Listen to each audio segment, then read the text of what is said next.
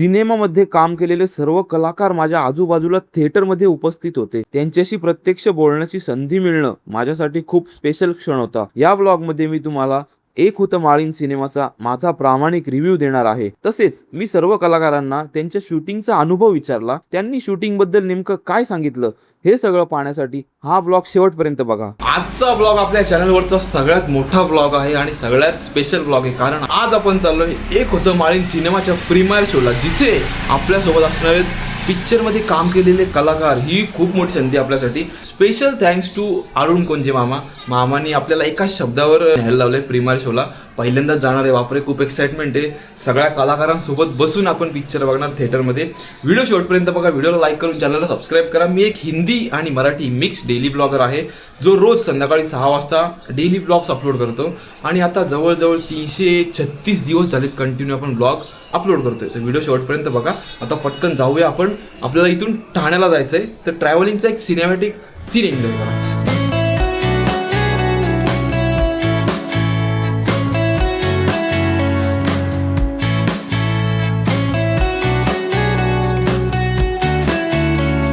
मी थिएटरमध्ये पोहोचलो तेव्हा रेड कार्पेटवर कलाकारांचे फोटोशूट सुरू होते. थिएटरमधली भली मोठी स्क्रीन आणि तिथलं वातावरण पाहून प्रीमियर शोची वेगळीच उत्सुकता जाणवत होती. सिनेमा सुरू होण्यापूर्वी सर्वांनी उभं राहून माळीन दुर्घटनेत मृत्यू झालेल्या सर्वांना श्रद्धांजली वाहिली. तो क्षण खूप भावुक होता. त्यानंतर सिनेमा सुरू झाला आणि आम्हाला थिएटरकडून फ्रीमध्ये पॉपकॉर्न आणि कोकही देण्यात आलं. हा सिनेमा सत्य घटनेवर आधारित असल्यामुळे प्रत्येक प्रसंग मनाला भिडत होता. मोठ्या पडद्यावर दाखवलेले VFX इतके वास्तववादी वाटत होते की अनेक प्रसंगी डोळ्यात अश्रू अनावर झाले.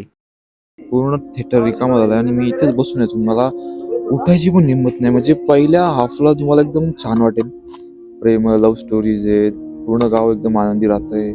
पण जसा सेकंड हाफ चालू होतो ना, तुमच्या डोळ्याची पापणी पण हलणार नाही, एवढं खतरनाक दाखवलंय. पिक्चर पण नाही करू शकत. जेव्हा ती घटना घडली असेल त्या गावात, तेव्हा त्या लोकांना काय वाटलं असेल, जेव्हा पूर्ण डोंगर त्यांच्या घरावर, त्यांच्या अंगावर, डोळ्यासमोर आला असेल. एखाद्या घरातलं माणूस गावाबाहेर गेलंय आणि जेव्हा ते परत येतं त्याच्या गावात, तर त्याला समजतं की ते गाव राहिलंच नाही.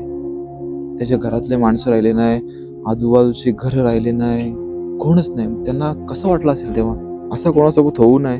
पण एक विचार करून बघा की आपण ज्या गावात राहतो, तो गाव एकदम खुश असतो. आपण रोज तिकडे फिरतो आणि अचानक आपण एका कामासाठी बाहेर जातो आणि परत आल्यावर असं समजतं किंवा असं दिसतं समोर की गावच राहिलं नाही पूर्ण. कसं वाटेल? पिक्चर खूप भारी बनवलाय. तुम्ही थिएटरला येऊन बघा पिक्चर, तुम्हाला नक्की आवडेल. VFX झाले किंवा जो दरड कोसळायचा पूर्ण सीन दाखवलाय, तो एवढा रिअलिस्टिक आहे ना. अंगावर काटा आणि डोळ्यात पाणी, या दोनच गोष्टी येतात कंटिन्यू. डोळ्यातून पाणी थांबतच नाही पिक्चर बघताना. चला आता बाहेर जाऊ, कारण पूर्ण थिएटर रिकामा झालाय. आपण जरा सिनेमाच्या ऍक्टरांसोबत बोलू. फायनली आपल्याला चित्रपटाचे मेन कलाकार भेटलेले आहेत. नमस्कार. नमस्कार. मला एक सांगा की हा चित्रपट करताना तुमच्या सगळ्यात लक्षात राहिलेला क्षण कोणता शूटिंग दरम्यानचा? असा एखादा क्षण तर नाही सांगता येणार, कारण अख्खा सिनेमाच आम्ही शूट करत असताना वेगवेगळ्या आठवणी तयार होत होत्या.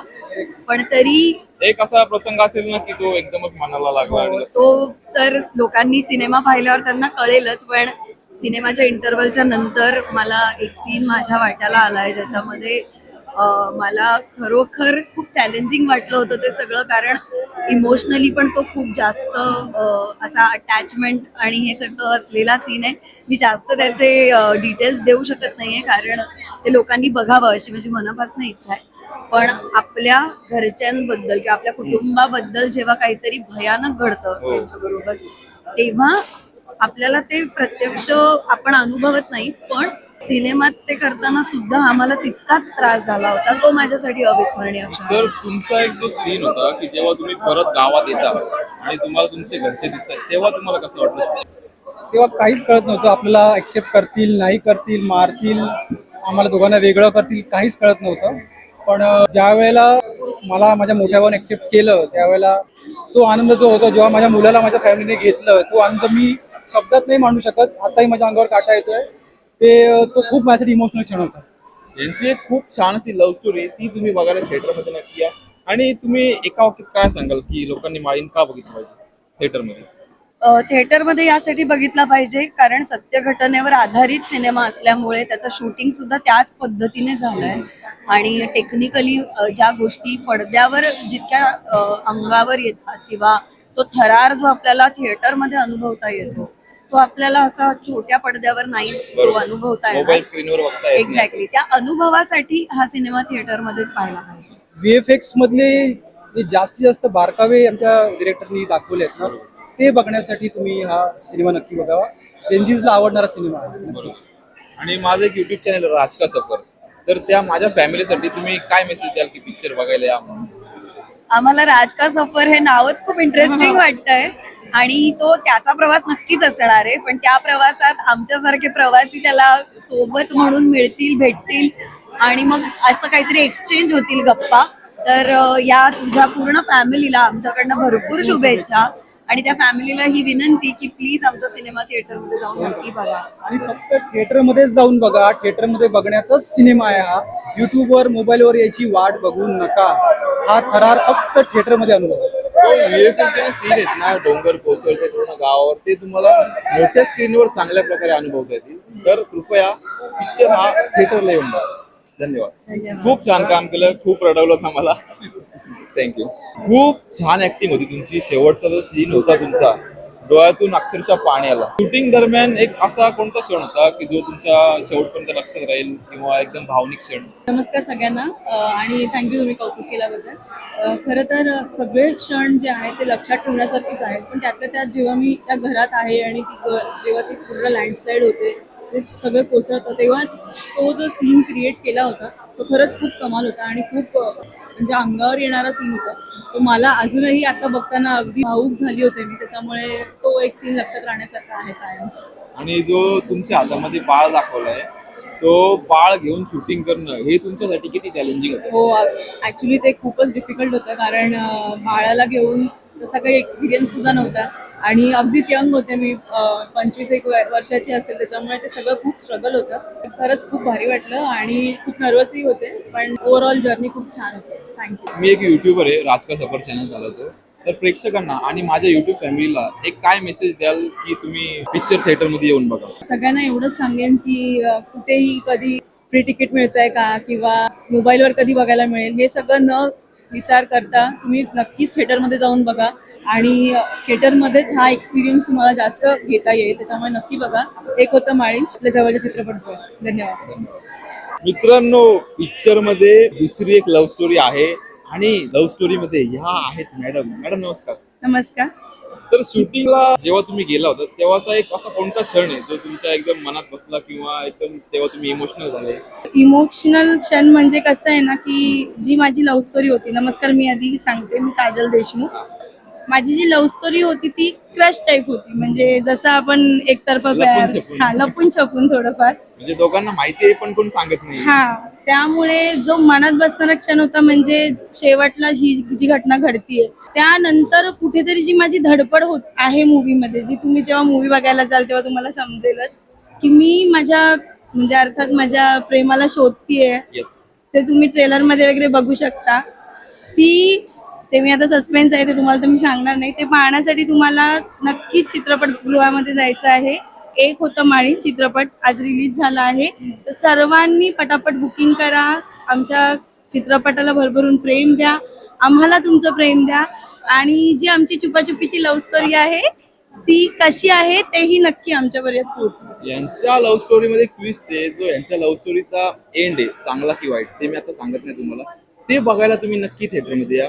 आणि माझं युट्यूब चॅनल राज का सफर, तर त्यांना तुम्ही काय मेसेज द्याल माझ्या ऑडियन्सला पिक्चर थिएटरला बघण्यासाठी? तुमचं ऐकतील ते, माझं ऐकणार नाही, तुमचं ऐकतील. हे जे चित्रपट आहे ते फक्त माळीणवासियांचा सर्व्हायवल नाही तर संपूर्ण आमच्या माळीण टीमचं सर्व्हायवल आहे. तर राजदादांचा ऑडियन्स भरपूर मोठा आहे. तर त्यांना मी नम्र विनंती करते की सगळ्यांनी नक्की सिनेमा पहा, राजदादालाही सपोर्ट करा आणि आमच्या चित्रपटालाही भरभरून प्रेम द्या. मिळेल मिळेल प्रेम मिळेल. मराठी पाऊल पडते पुढे, चित्रपट खूप पुढे जाईल. तुम्हाला खूप शुभेच्छा. थँक्यू. धन्यवाद. खूप प्रयत्नानंतर फायनली मला आपल्या दुसऱ्या लव्ह स्टोरीचे हिरो भेटलेले आहेत. सर नमस्कार. नमस्कार. नमस्कार. काय झालंय माहितीये का, शूटिंग 7-8 वर्ष जुनी आहे. यांना मी स्क्रीनवर बघितलं पण मला समोर दिसत नव्हते. त्याबद्दल सॉरी, मी तुम्हाला शोधायला थोडा वेळ लावला. पण यांचं जे कॅरेक्टर आहे ते खूप मला आवडलं, म्हणजे एकदम मजेशीर, जोकिंग. सर कसं वाटलं शूटिंग करताना? अगदीच भयानक एक्सपिरियन्स होता माझ्यासाठी आणि अत्यंत महत्त्वाचा, मी माझ्या करिअरमधला हा महत्त्वाचा सिनेमा समजतो. तसं आता तू म्हणालस की तुला शोधायला वेळ लागला, कारण रेकग्नाइज व्हायला थोडासा वेळ होतो. खरं तर मी जेव्हा सगळ्यात पहिल्यांदा हा सिनेमा पाहिला ना, तेव्हा स्वतःची ओळख व्हायला थोडा वेळ लागला. कारण खूप जुना आहे आणि तेव्हा आपण जरा वेगळे असतो, कामामध्ये थोडासा फरक असतो.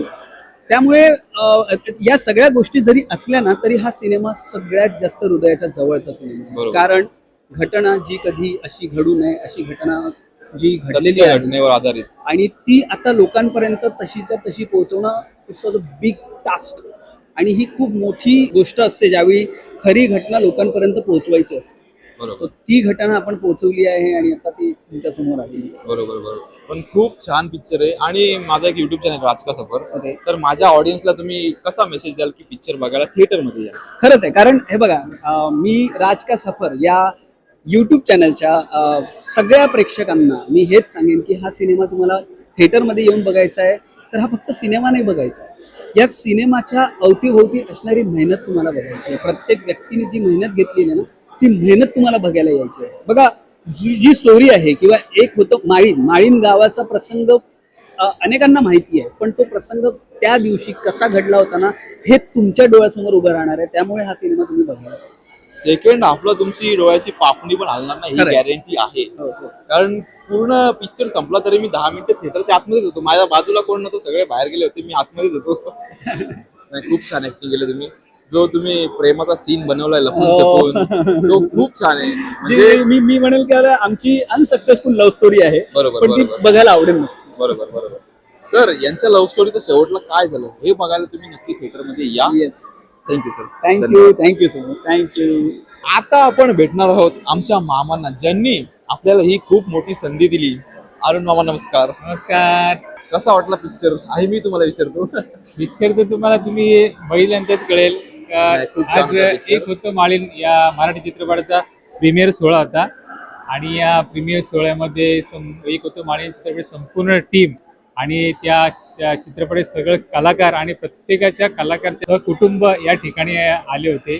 आणि तुम्हाला आवर्जून असं सांगतो मी का या फिल्मसाठी 8 वर्ष आम्हाला खूप मेहनत घ्यावी लागली आणि या 8 वर्षामध्ये पूर्ण पेशंट ठेवून आम्ही म्हणजे संपूर्ण टीमने हा जो चित्रपट बनवला आहे हा नक्कीच तुम्हाला आवडेल. आणि या चित्रपटाचा जर तुम्हाला खराच पाहायचा असेल तर एक मोठ्या पडद्यावर जाऊन सहकुटुंब सहपरिवाराने हा चित्रपट बघावा.